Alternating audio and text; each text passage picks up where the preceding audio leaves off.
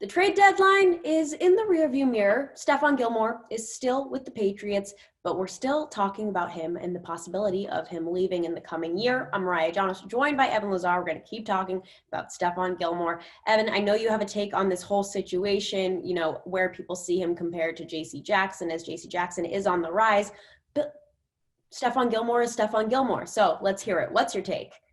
Well, my take is be careful what you wish for. And I went back and watched every snap that Stephon Gilmore lined up against DeAndre Hopkins on Sunday against Arizona. And you're talking about a corner that is still playing at an extremely high level and a guy that you can go into the game plan on Tuesday and Wednesday and say, this week you got DeAndre Hopkins. Next week you got Keenan Allen. The week after that, we're going to put you on Robert Woods. The week after that, we're going to put you on Devontae Parker. And I can keep on going down the list. And you can just kind of say, hey, Gilmore, here's your assignment, and just leave the room, right? And just know that he is going to do his due diligence, and he is going to probably be extremely competitive in coverage against whoever you put him up against. And I think that we're kind of discrediting Gilmore a little bit when we say, trade Gilmore and just let J.C. Jackson be the number one corner.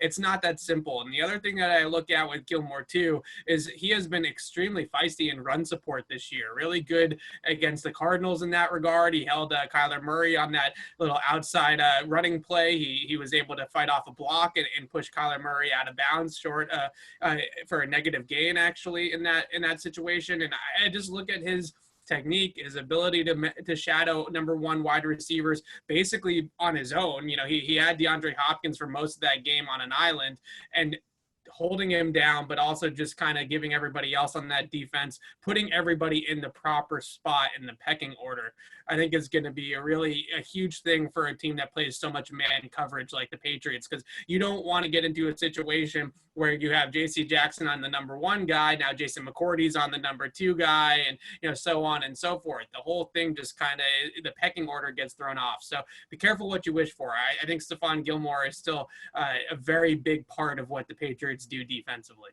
Mm-hmm. I feel like a lot of it is just that New England criticism. The second one person screws up, it's like, oh, he's trash. No, he's not. Just relax, people. Patriots Press Pass is brought to you by Manscaped. Get 20% off and free shipping with code PressPass20 at manscaped.com.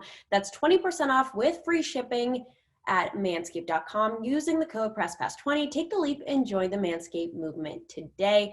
Now, in your opinion, is Stephon Gilmore playing at the same level this season, or is he taking a step back?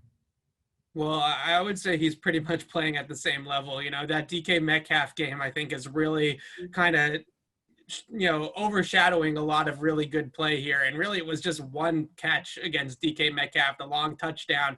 The rest of the game, Metcalf was pretty quiet, more or less. So I think what you're seeing with Gilmore is that he's the type of guy that, because of the style of coverage the Patriots play and because the safety help is usually not towards his side of the field, he's going to get targeted in coverage. Unlike a lot of other shutdown corners that don't really get thrown at a whole lot, because the Patriots play so much man and because they help out their other corners and other defensive backs in man coverage, he's the guy that's one-on-one. So a couple of times a game, the quarterback is going to have to just take his chances and throw in that direction. And more times than not, Gilmore has kind of stepped up and played up to his standard. And you look at those couple of weeks without him against Buffalo, Stephon Diggs kind of had his way with J.C. Jackson a little bit. Then Brashad Perryman had his way with J.C. Jackson a little bit. So I think you look at Gilmore and you see a guy that, okay, maybe the ball production, the incomplete passes that he forces into his coverage, the pass breakups, the interceptions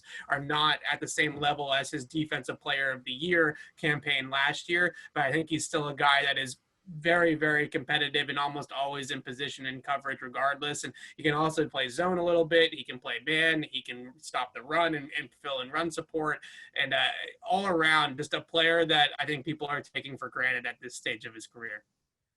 Absolutely. For all of our Patriots coverage, head to clnsmedia.com and subscribe to our YouTube channel over at Patriots Press Pass.